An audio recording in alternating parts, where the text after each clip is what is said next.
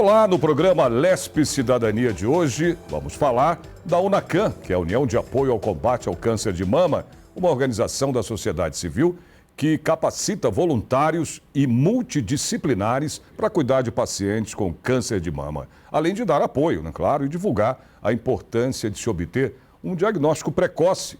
Para isso, eu recebo aqui em nossos estúdios a empresária e gestora da saúde, que é presidente da UNACAM, a Clarícia Ramos. E também o doutor Cláudio Casale, que é médico oncologista, especialista em genética. Tudo bem? Bem-vindos aqui os dois ao nosso programa, para a gente bater esse papo sobre a UNACAM e a questão, claro, do câncer de mama. De cara, eu já pergunto, claro que o doutor aqui é um cavalheiro, vai me dar primeiro a palavra às damas, doutor? Queria que você falasse, Clarissa, da fundação da UNACAM, quando foi fundada, enfim. A UNACAM ela foi fundada em 2001 com o objetivo de, como você falou bem dito aí, de auxiliar os pacientes através de voluntárias capacitadas. Porque o que, na época, a gente sentia muita dificuldade de transmitir o que o médico falava. Então, a gente falava que as voluntárias seriam o mediequês, sabe? Transferir o que o médico fala para paciente. Uhum. Quer dizer, eram pacientes que se tornaram voluntárias, para poder fundar. Também. No AC Camargo, quando a minha mãe foi cuidada por eles lá, que a minha avó teve câncer de mama, e ela faleceu, e a minha mãe decidiu que ela ia cuidar de mulheres desde então. E quando ela passou a ser voluntária, ela percebeu que tinha essa falta de comunicação entre a voluntária e a paciente e o médico. Então ela resolveu fazer um curso de capacitação junto com o Dr. Pinotti, onde eles formariam voluntários para poder se comunicar melhor com o paciente. E assim ajudá-los a entender todo o processo do tratamento. Foi assim que começou a UNACAM em 2001. Dentro do Hospital das Clínicas, capacitando as voluntárias internas, e depois nós viemos para a LESP. Estamos aqui desde 2004. Desde 2004. A ajuda é importantíssimo, doutor? Numa hora dessa, numa situação em que se descobre o câncer de mama, que é muito mais, como é que se diz? Na mulher, do que no homem. Até a gente vai, durante o programa, saber melhor disso aí. Eu queria que você falasse, doutor, sobre o teu trabalho. Você como médico oncologista, especialista em genética. Eu acho que é legal a gente falar como começa a nossa história, Então, muito bom. Isso eu sempre tive uma visão muito integrativa do ser humano. E eu nunca quis focar num órgão específico durante a faculdade, por exemplo, ser um cardiologista, um oftalmologista, porque eu preciso ter a ideia da pessoa como um todo. E a oncologia surgiu como uma oportunidade de cuidar de pessoas, que eu acho que é muito importante, muito mais do que cuidar do próprio câncer. E quando a gente começa a trabalhar em oncologia, a gente começa a se deparar com uma série de situações que não são muito agradáveis, Então, menos agradável ainda para quem tem o diagnóstico. E eu falando onde que eu posso fazer diferente, o que eu posso fazer diferente. Foi um momento que eu comecei a focar na questão da prevenção. E quando eu comecei a perceber que as pessoas tinham desfechos diferentes, Então, às vezes faziam um tratamento e tinham resultados diferentes, ou às vezes tumores muito pequenos que voltavam e tumores grandes que praticamente eram curados, eu falava, meu Deus, existe um paradoxo no câncer que a gente precisa entender a individualidade de cada pessoa. O câncer não é uma doença só. O câncer são milhões de doenças. Cada pessoa tem um diagnóstico e cada tumor ele deve ser tratado de forma individual. Foi aí que surgiu a genética na minha vida. Eu acabei saindo da minha formação do Instituto Nacional do Câncer, onde eu fiz oncologia. Já tinha feito faculdade lá, residência de clínica médica, então a gente vai fazendo uma carreira. Quando eu descobri a genética num estágio em Nova York, num hospital chamado Memorial Sloan Kettering Cancer Center, eu fiquei como observership lá. E voltei decidido a fazer doutorado. E entrei para o AC Camargo no primeiro ano de curso de pós-graduação. Na época, o professor Brentani, que é uma pessoa ilustre, que hoje a gente lembra ele com muito carinho, ele criou o departamento de oncogenética em 2000. Então, eu falo assim, a oncogenética nasceu no Brasil muito antes da Angelina Jolie, né? Porque a Angelina Jolie, agora temos 10 anos de história, né? Estamos fazendo 10 anos em que ela declarou que ela tinha fatores genéticos e que a prevenção tinha que ser diferente. Em 2000, nós inauguramos no AC Camargo o primeiro serviço de oncogenética da América Latina. E de lá para cá, a minha função nesse mundo é multiplicar esse conhecimento, é formar novas pessoas, é formar novos centros. Então, fui para os Estados Unidos, fui para o INCA de volta, morei em Curitiba 10 anos, montando um centro de referência lá também. E acho que hoje a gente faz muito bem esse papel de multiplicar e de ver esses resultados acontecendo no Brasil inteiro, né? Eu estou de volta no AC Camargo, de novo, então, como chefe. Você estava fora, você estava no exterior? Fiquei fora. Por quanto tempo? Fiquei 3 anos fazendo um pós-doutorado para entender farmacogenética, entender por que os remédios agem diferentemente numa pessoa e na outra, né? Por que uma pessoa tem efeito colateral e a outra não tem? Por que um remédio funciona numa pessoa e na outra não funciona? Então, isso é a genética do indivíduo, né? A genética do metabolismo. Aliás, tudo é genética, né? Praticamente. Tudo é genética. Tudo é genética. Tudo é genética. Você sabe que, Sérgio, até os cânceres que a gente chama de esporádicos, que são esses cânceres causados pelos fatores ambientais, né? Se a gente for pensar, por exemplo, em fatores de risco que a gente conhece como cigarro, álcool, sedentarismo, obesidade, né? Por que algumas pessoas acabam desenvolvendo e outras não? Né? Então, existem pessoas que são mais sensíveis do que outras. E a sensibilidade é genética. Essa sensibilidade é genética. É verdade. Então, é incrível porque hoje, como você falou, tudo acaba na genética. Mas não é, Clarice? Tudo é. Né? Ele falou uma coisa... O doutor Casale está entrando na UNACAM esse ano, ele passa a ser nosso conselheiro científico também. E ele tem uma cabeça assim, muito bacana nessa questão, não só da genética, mas de visão, de futuro, de digital. Ele é assim, incrível nessa questão de navegação com o paciente, de cuidar do paciente como um todo. Isso é super importante. E nós já temos essa preocupação, tem 7 anos que a gente tem um curso de saúde integrativa, porque o UNACAM nasceu com um curso de saúde mamária, na época da minha mãe, que ela começou esse curso para explicar essa paciente do curso de saúde mamária, e depois nós entendemos que era importante saber o paciente como um todo, entender a saúde integral dele, como ele pode se cuidar, como esse paciente pode se cuidar e como nós podemos nos cuidar também, porque é importante a gente entender que quando a gente vai ao médico, a gente não tem que ir ao médico só para cuidar da nossa doença, mas sim para cuidar da nossa saúde. Que é importante a gente ter a preocupação da nossa saúde antes da doença. E muitas pessoas só procuram médico para a doença. Dá licença, tô aqui. Eu sou praticamente mas o homem é um troço impressionante, né, doutor? É verdade. O homem tem essa coisa de... Eu não sei se é medo... Eu não tenho medo, não é medo. Ou receio, eu não sei o que é, ou preguiça mesmo de ir no médico. É impressionante. A mulher, acho que a mulher é totalmente diferente. A mulher, ela sabe, eu tiro pela minha mãe. Minha mãe era assim, que Deus a tenha, tá lá em cima, né, tá com a mulher Papai é do que céu. É responsável pela prole. Exatamente. Então ela cuida da família. Ela é tem já esse... vamos dizer, inerente, essa genética, vamos dizer. Pronto, tá aí, ó. Tá vendo? A mulher ela tem essa genética, vamos dizer. Não é? De procurar um médico, o homem não vai, só quando ele já está ali, que realmente não suporta mais uma dor, não tem, não é? Então isso pesa muito. É verdade. Isso que a Clarice falou é muito interessante porque a gente hoje precisa entender os fatores de risco que causam doenças, né?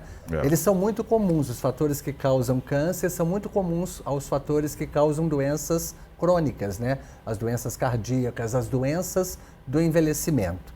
Então, quando a gente fala em prevenção de câncer, a gente está falando em prevenção de doenças crônicas. E hoje, o que a genética está trazendo de novidade em relação à prevenção?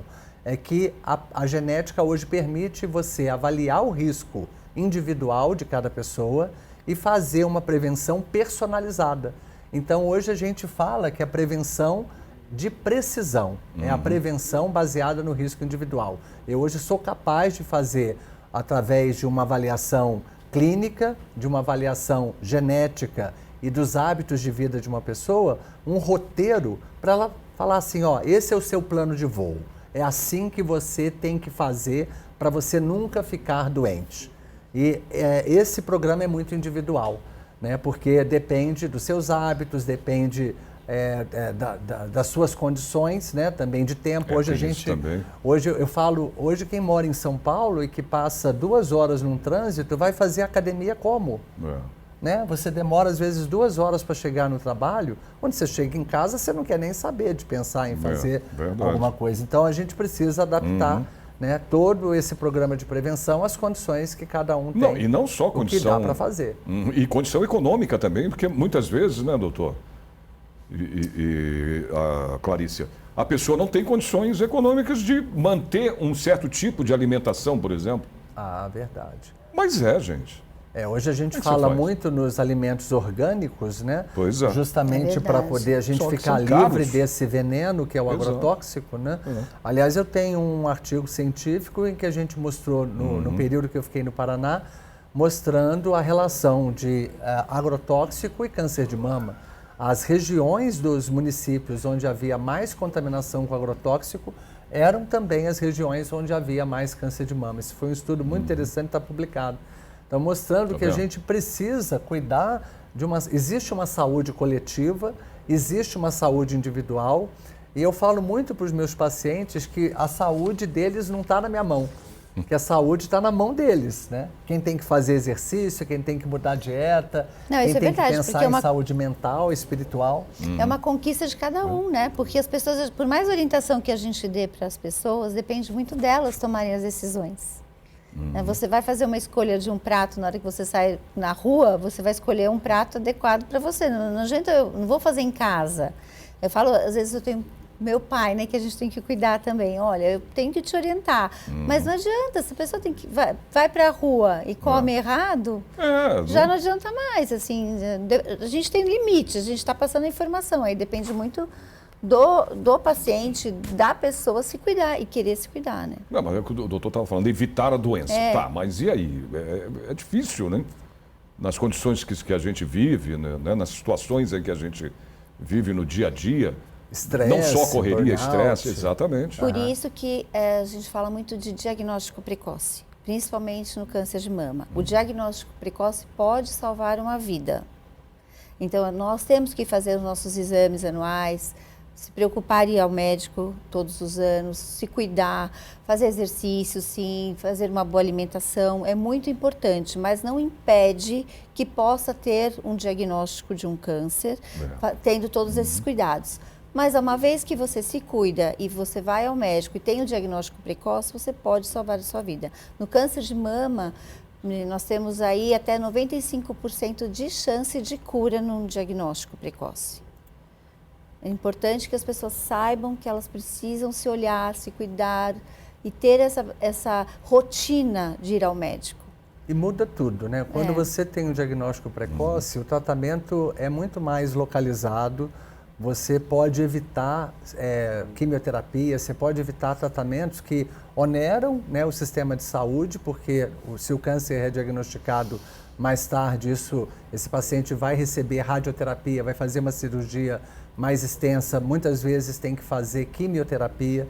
E se você faz um diagnóstico precoce, às vezes só a cirurgia é curativa, você não precisa fazer mais nada. Então, é muito importante essa questão do diagnóstico precoce e a idade que a gente começa a fazer esse programa de prevenção varia de acordo com a sua história familiar.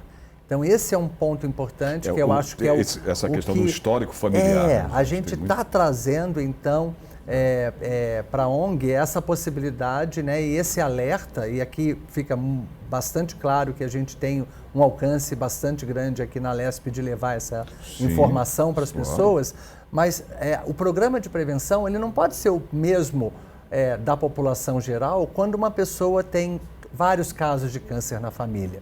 porque muitas vezes a genética antecipa esse risco.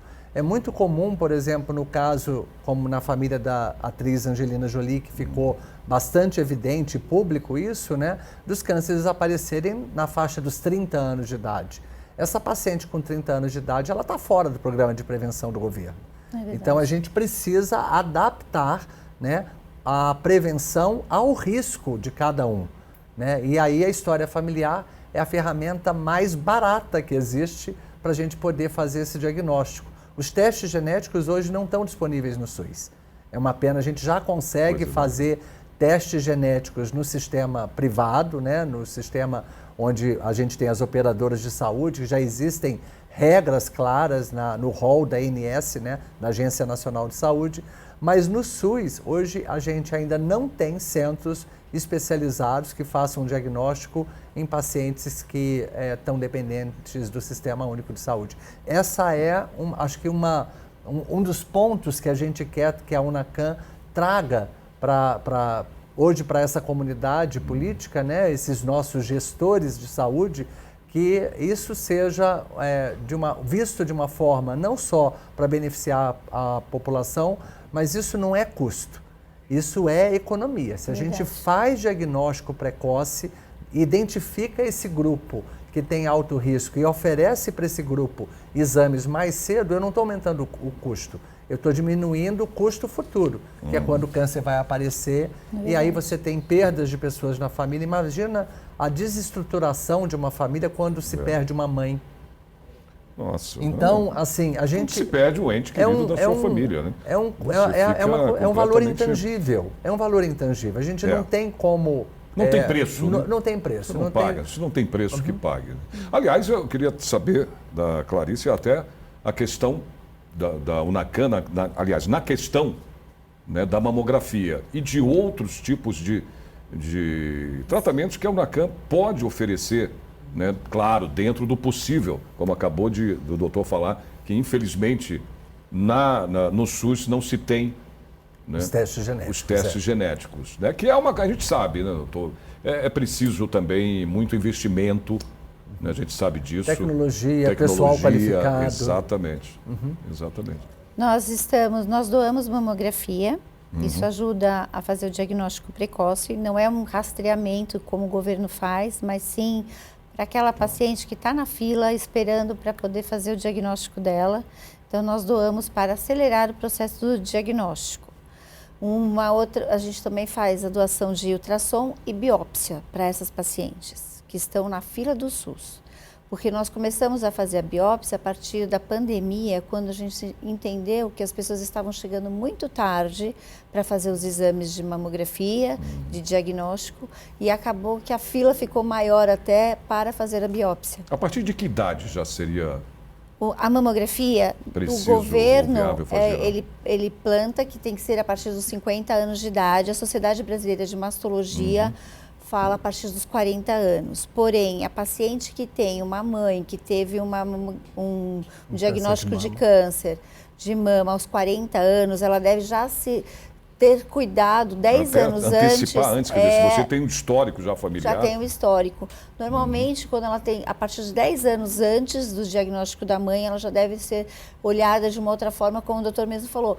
Tem que ser personalizada, então ela precisa ter um olhar diferente para essa paciente, para essa mulher que teve uma mãe que teve um câncer de mama muito cedo. Então ela já tem que ter um outro olhar.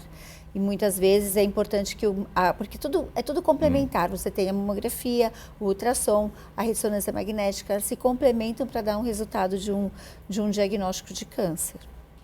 Nós temos esse programa que nós ajudamos doando mamografia. Outra coisa que nós também doamos para a população é a terapia familiar, onde a pessoa pode fazer, assim que ela tiver o diagnóstico, ela é amparada por terapeutas familiares para fazer com que a família entenda esse processo, né, para que a paciente fique mais engajada no tratamento e todo mundo possa entender o processo dela, que é muito importante. Porque muitas vezes nós já temos um diagnóstico aí de uma pesquisa que 73% dos maridos abandonam a esposa quando tem o diagnóstico de câncer de mama. Então, o que nós estamos fazendo é fazer com que ele entenda esse processo. Acredito eu, né, que muitas vezes é um medo desse marido. Como eu vou tratar? Como eu vou cuidar? Eu não sei cuidar, eu não sei como eu vou passar por isso, e eles preferem até se afastar. Né? O homem tem a gente até estava falando aqui a diferença de uma mulher que ampara, que cuida, e de um homem que ele não consegue ver esse lado. As mulheres não abandonam os homens. As mulheres não abandonam. E não abandonam mesmo. Não. Isso Nós estamos no mês das mulheres, a gente tem que falar muito, assim, parabenizar todas essas mães, essas mulheres que estão aí, que se dedicam à família, cuidando, porque é muito importante falar isso, sabe? As mulheres Elas cuidam até olhar. dos ex-maridos. Até dos ex-maridos. Aí, ó. Aí. É verdade. Doutor, o senhor falou tudo. Porque, olha, a minha mãe, então, cuidou de filhos, netos, pai dela, mãe dela, sozinha, compadre. Segurou uma onda que é impressionante como a mãe. E não tem esse negócio de abandonar, de sair. Não vou. Não, ela dá um jeito. Não tem como, cara. Agora, eu não sei porque que o homem tem essa, né? Que nem... Abandono, né? Você falou Acho da que questão medo dela não também, ter... Mas que medo? É receio? Medo mas... do quê? Ou é achar que a mulher, o quê? Que ela está acabada porque teve um... Pois é. Será que é isso? Desculpa, já é o que eu... Não, a gente tem históricos, assim, de relação... A gente chegou a fazer uma pesquisa no final do ano passado, para entender, né, o que era essa violência psicológica, porque o homem acaba fazendo, né? Exatamente. O porquê dessa... Porque o homem não consegue lidar com a cicatriz, não consegue lidar com a perda do cabelo da mulher, enxerga o corpo mas e não ela consegue alma. lidar ao contrário, exatamente. né? Com o enxerga homem. o corpo e não a alma. Né? Acho que é muito difícil isso, é triste a gente saber disso, como eu abracei muito essa causa e fui buscar alguns pontos específicos, porque eu tive uma paciente que foi abandonada pelo marido e, não contente, ele tirou ela do plano de saúde, ela não conseguiu o medicamento em Temos iguais. casa. Eu tenho de uma amiga da minha família, das minhas irmãs, que o cara fez isso. E ela não conseguiu o medicamento a tempo e veio a falecer. Graças a Deus, ela está viva, a minha essa pessoa está voluntária viva. passou por isso. Mas o marido fez a mesma coisa, tirou o plano de saúde, estavam separados, já tudo, mas não interessa. Não interessa. Claro que isso, não. Gente, é uma vida. É verdade. Graças a Deus ela conseguiu se recuperar do câncer, está aí, firme e forte, está em Portugal, inclusive. Foi fazer viagem, porque uma filha dela mora lá, entendeu? Mas ela conseguiu, graças a Deus, meu amigo, ela conseguiu. Você sabe que você usou uma palavra que a gente gosta muito de usar, porque o câncer não se combate. O câncer, ele não é uma guerra. O câncer é superação, exatamente como você colocou. Exato. Então a gente supera o câncer, né? Porque a gente precisa passar pelo processo, precisa entender o processo. O câncer, ele traz tantas mensagens, né? E alertas para a pessoa mudar o seu estilo de vida a partir do câncer. Então, se a pessoa não teve a oportunidade de fazer a prevenção que a gente quer que a população faça para que não tenha câncer, então, muitas vezes o câncer é a oportunidade que a pessoa tem a partir daquele ponto de fazer as mudanças necessárias da sua vida. E isso, Sérgio, muda tudo. Muda o risco do câncer voltar, muda o risco da pessoa ter um novo tumor e melhora absurdamente o estilo de vida, a qualidade de vida que essa pessoa vai ter depois. Então, hoje, quando a gente está falando em prevenção, a gente precisa trazer esse plano de voo que eu estava falando no início, que são as práticas integrativas. Hoje a gente precisa trazer esse equilíbrio de corpo e mente. A gente precisa modificar a dieta, então uma dieta mais anti-inflamatória, mas principalmente estimular a atividade física.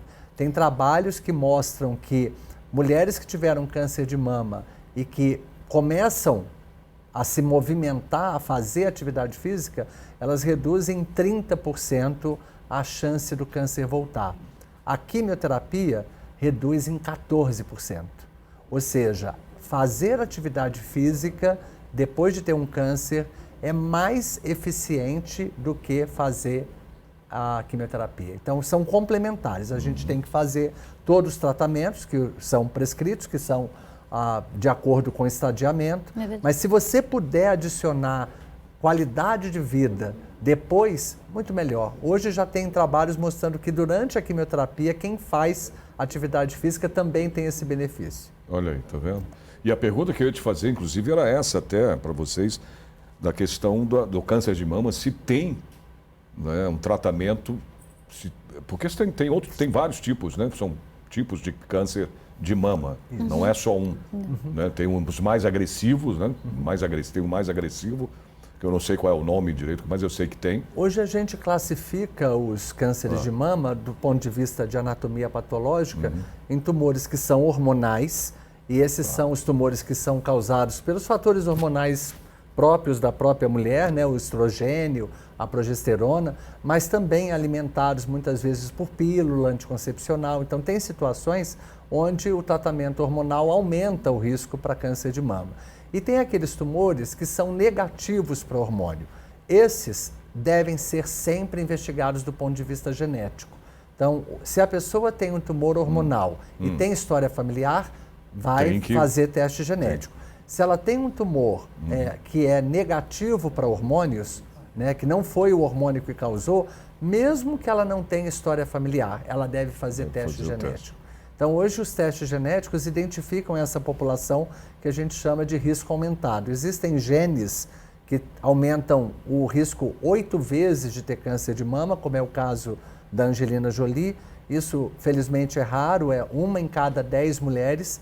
Existem genes de peso moderado que aumentam moderadamente o risco de 2 a 3 vezes a chance de ter câncer de mama. Isso também é 1 em cada 10 casos. Ou seja, somando os dois, são 2 casos em cada 10. 1 em cada 5 mulheres pode ter um câncer de causa genética. E essas são as que a gente precisa guiar para um programa de prevenção personalizado. É uma pena, então, o SUS não ter. Né, seria uma economia fantástica. Esses testes genéticos, né? Precisamos de testes e precisamos também de como a Clarícia falou, de orientar essas mulheres para que elas não percam os seus exames. Como aconteceu aí na pandemia, que a gente viu drasticamente os cânceres sendo diagnosticados em estágios muito mais avançados, porque durante a pandemia muita gente não saiu de casa e acabou perdendo seus exames periódicos. Essa mulher que passa às vezes 2, 3, 4 anos sem fazer exames, ela pode ser surpreendida às vezes com um tumor que já não tem mais tanta chance de cura quanto se ela tivesse diagnosticado ele precocemente. Aliás, eu queria até saber da Clarícia, né? Você lembrou bem, na pandemia, como é que ficou? Como é que foi essa situação, Clarícia, da questão de se fazer, né? Nosso papel, a gente sempre, a pandemia foi assim, acho que desafiador para todos, né? Porque a Unacan, ela dava o curso aqui na Lesp e a gente passou a ser digital. No primeiro momento, era muita coisa que a gente tinha que descobrir como é que nós íamos chegar nessa paciente, porque foi uma forma de fazer com que elas parassem de pensar só na pandemia e se preocupassem também com elas e com a família e com a doença e com outras coisas. Então a gente resolveu continuar o curso online. Foi um desafio, né? Porque todo mundo estava tentando entender o que ia fazer com o Instagram, com curso, Zoom, online, aquela coisa toda. A gente teve que aprender. E foi bem bacana, porque eu acho que a gente conseguiu trazer um foco diferente para aquelas pessoas que estavam vivendo a pandemia, né? Aquelas pacientes. E aí, a gente, como o doutor bem falou, é importante a questão da parte de exercício físico. O que aconteceu? A gente resolveu fazer um programa de uma corrida digital, que cada um poderia fazer individualmente para fazer o exercício físico. Encontramos muito mais dificuldade de levar essa paciente para dentro do hospital para fazer o exame. Foi muito difícil, porque elas tinham muitos receios, medo, né, de pandemia, enfim. Mas acho que o pessoal foi entendendo que era necessário. Olha, a gente vai fazer um breve intervalo, mas já a gente volta para continuar falando, batendo esse papo aqui sobre a Unacan e sobre o câncer de mama. É um instante só.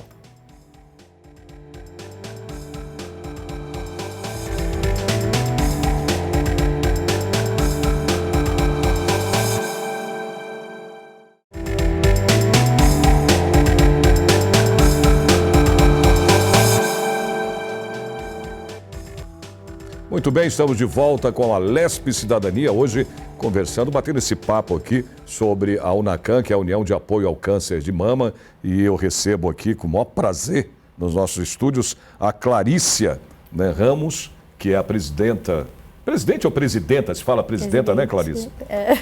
Mas usou a presidenta, pronto, da UNACAN.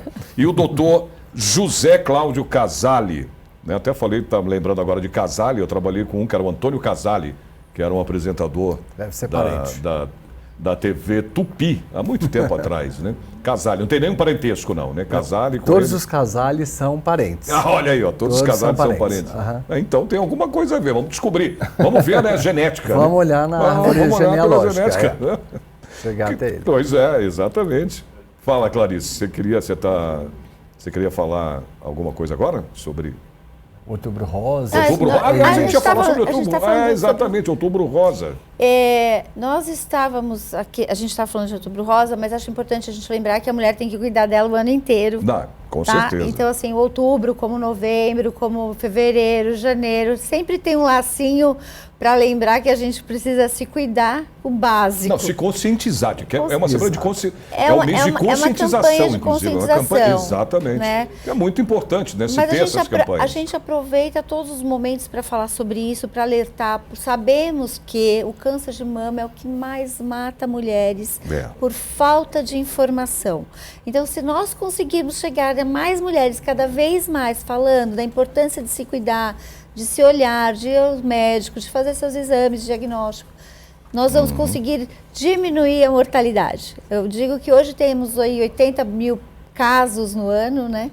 Quase 16 mil mortes, mas eu sempre falo isso, eu quero chegar nos 250 mil casos e nenhuma morte. Quanto mais a gente puder chegar nas pessoas e falar da importância delas se olharem e elas tiverem um diagnóstico precoce, nós vamos diminuir a mortalidade. Então, nós temos, sim, o mês de janeiro para falar da saúde mental, o mês de fevereiro para falar de...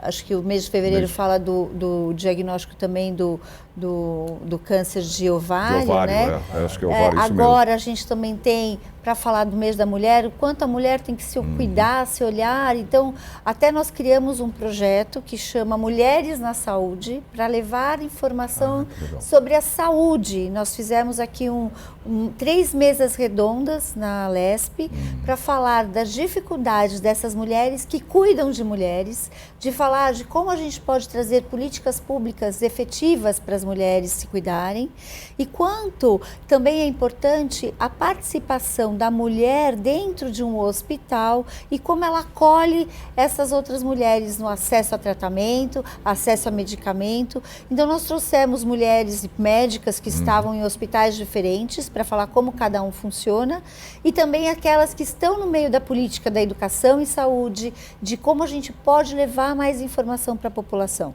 Foi muito bacana, é um modelo de debate que a gente quer replicar no interior, né, para que mais municípios tenham acesso à informação. Claro. Então, a gente está levando, deve estar em maio, nós vamos estar em Rio Claro e Itatiba. Nós vamos levar essa mesa para debate em outros municípios, acho super importante.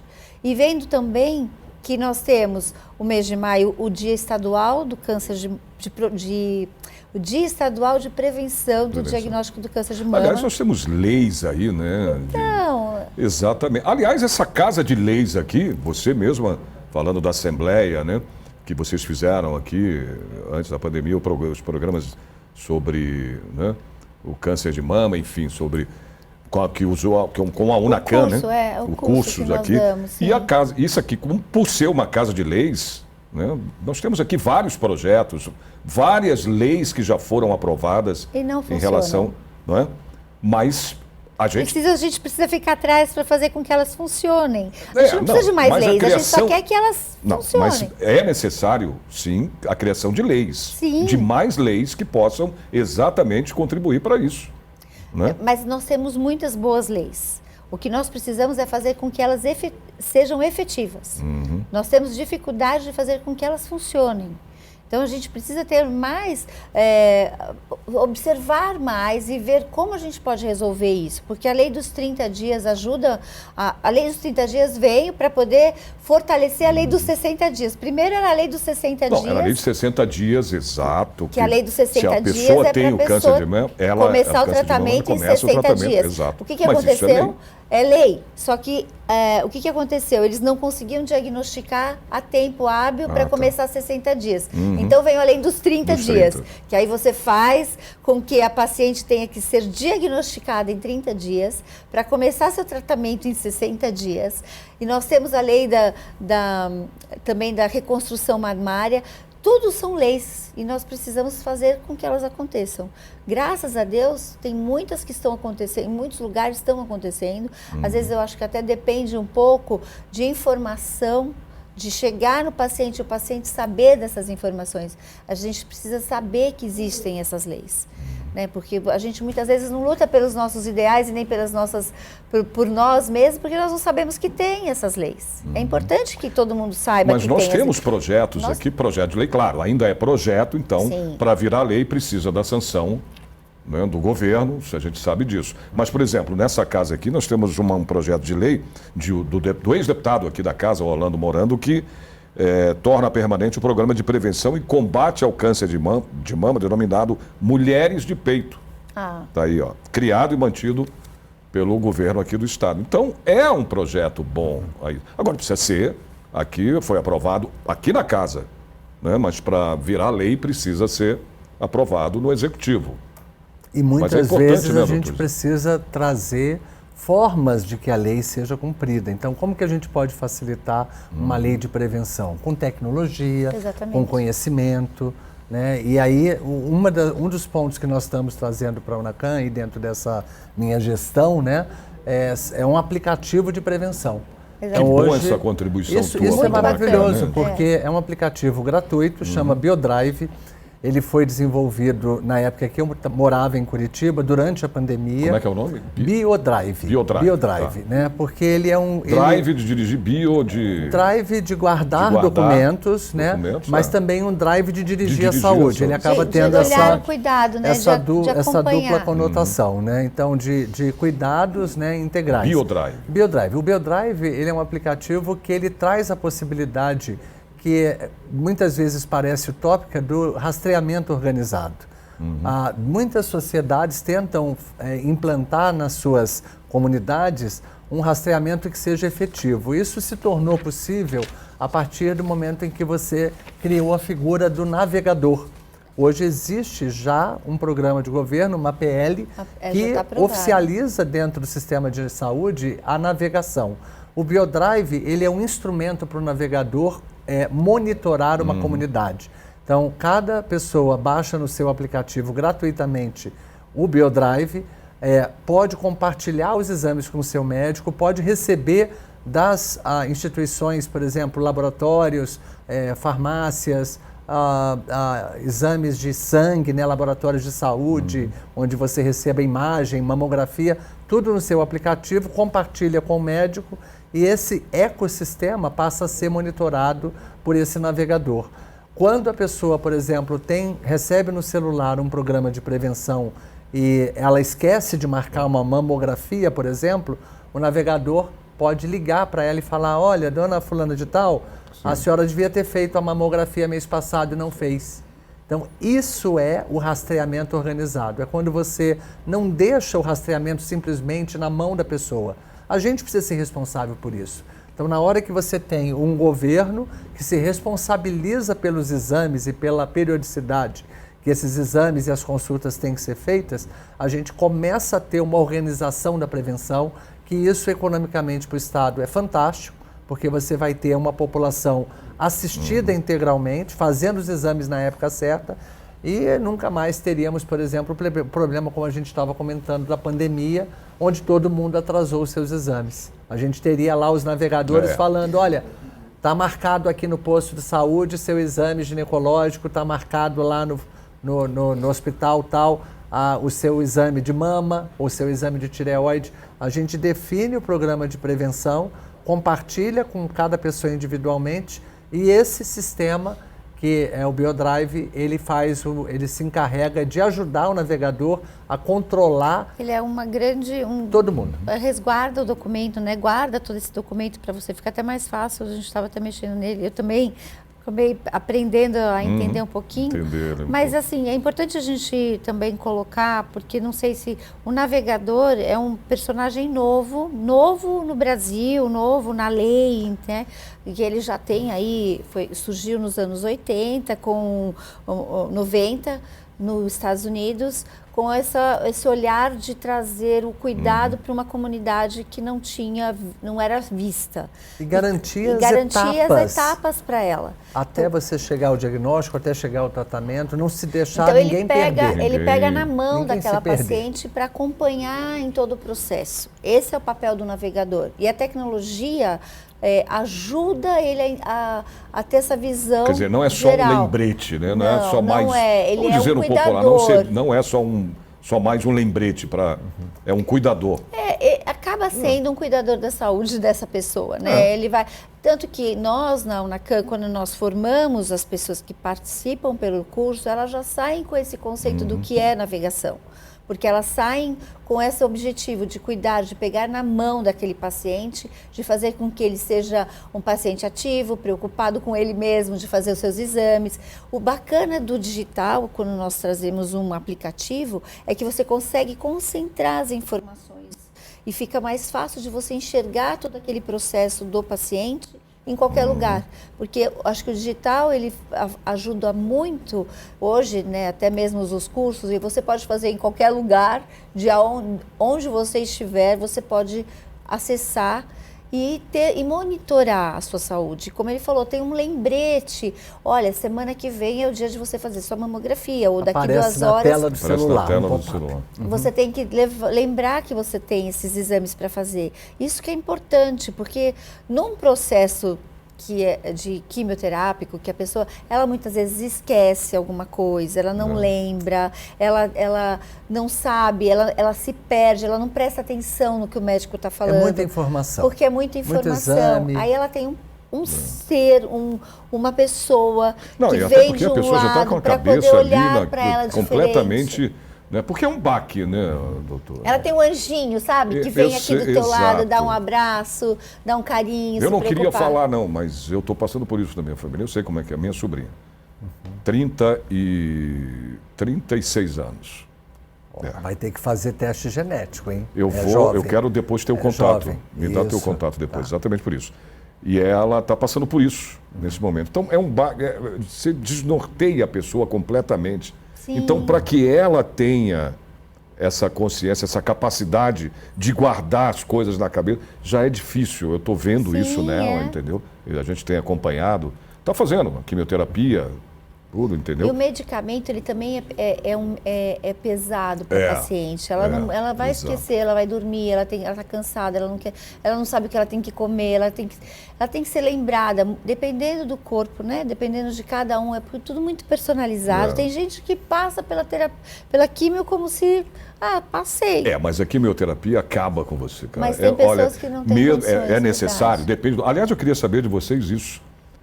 Se existe a situação, né, do câncer de mama não ter necessariamente que fazer uma quimioterapia.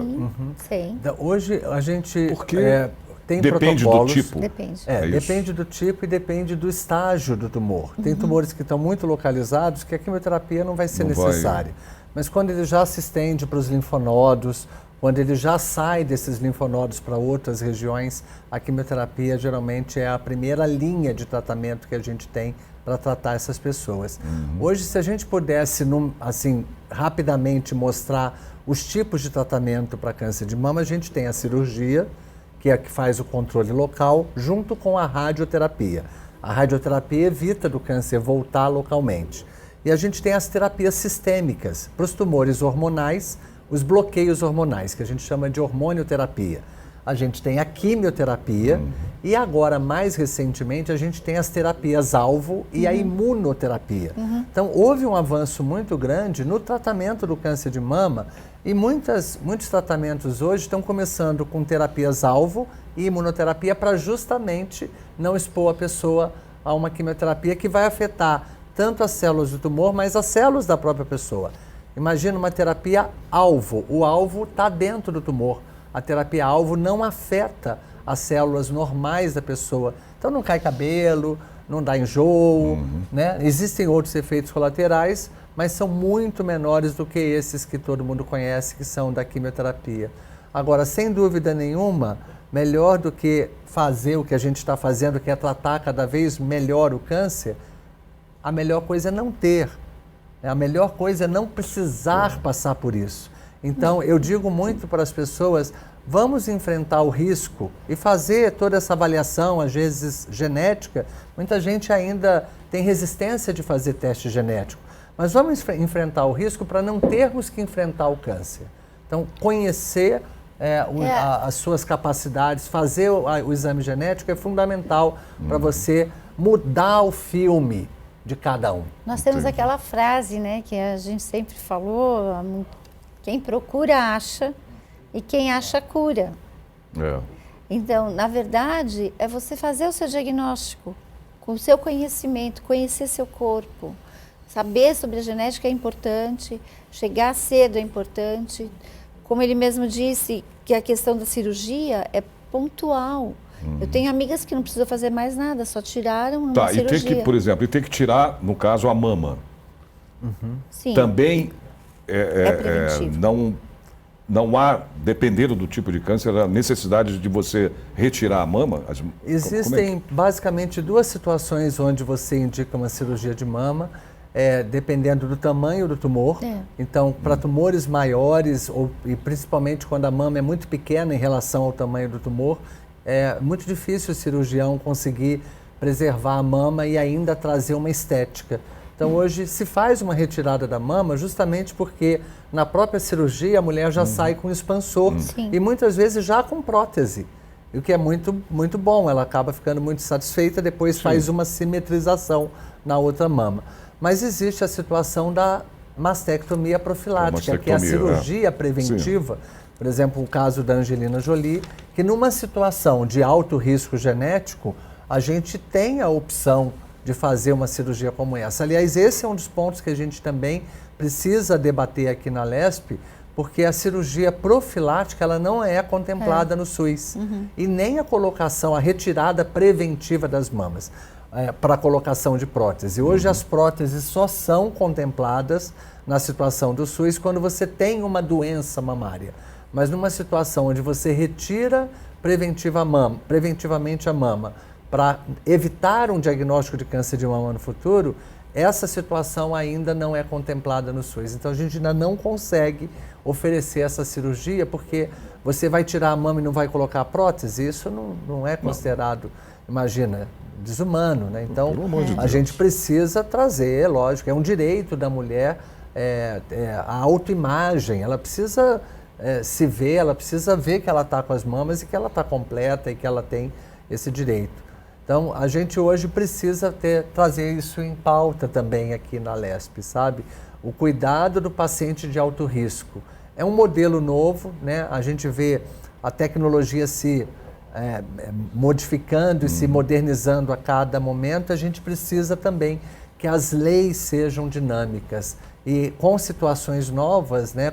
De ciência, como a gente já tem aí essa evidência enorme de que 1 em cada 5 casos de mama é hereditário, a gente precisa ter esse olhar, porque essa é uma população muito grande. Imagina, uma população de quase 80 mil mulheres por ano tendo câncer de mama. Se a gente for ver 20% dessas mulheres, vai dar 16 mil mulheres, são casos que poderiam ter sido evitados. Olha, gente, a gente está chegando ao final do programa, infelizmente, né, para a gente conversando sobre esse assunto, que é um assunto de grande importância, né? Mas a gente vai ter uma outra oportunidade para continuar falando sobre isso, sobre essa situação, né? A gente fala, é doença, tudo, mas é importantíssimo, né? Ainda ter o doutor José aqui para esclarecer mais ainda, né? E toda essa situação, é um especialista em genética, né? Isso é muito bom, parabéns. Eu queria saber, Clarice, se você puder deixar uma mensagem para as pessoas, né, principalmente em relação à prevenção, né, o Olha, diagnóstico, eu acabei de falar, eu acho que é importante que você se procure fazer seus exames preventivos, conecte-se ao seu médico, mas é o que a gente fala, quem procura acha, quem acha cura. E existe a cura num câncer de mama com diagnóstico precoce. Então você precisa só se amar, porque se amando você vai cuidar de você. Tá certíssimo. Doutor José. E se eu puder também, acho que dar um recado para a população, reveja a sua história familiar. Muitas pessoas não conhecem do que os parentes faleceram, qual foi o tipo de câncer, a idade que teve. Isso é uma informação absolutamente necessária hoje para a gente poder avaliar risco. Então conheça do que seus avós faleceram, do que as pessoas da sua família têm de mais grave, se é diabetes, se é hipertensão. E se houver uma história recorrente de câncer na família, procure um oncologista, um mastologista, o seu médico de confiança ou o oncogeneticista. Pois é, e lembrando também que o SUS poderia ter, né, esse teste genético já, disponibilizar. Né, nós vamos conseguir. Eu tenho certeza. A Unacan está aqui para isso. Vamos lá. Isso. Gente, obrigado. Que agradeço. Pela participação, agradeço muito, foi muito esclarecedor, né, para as pessoas que nos assistem aqui. Que bom. Principalmente falando de uma doença que é horrível, que o câncer, só o nome, né, já diz, não é, né? É uma doença que realmente é muito ruim, muito preocupante para todos. Melhor não ter. Melhor não ter. Como o senhor disse, né, doutor José? Melhor não ter. Obrigado mais uma vez e até uma próxima. Obrigada. Obrigado.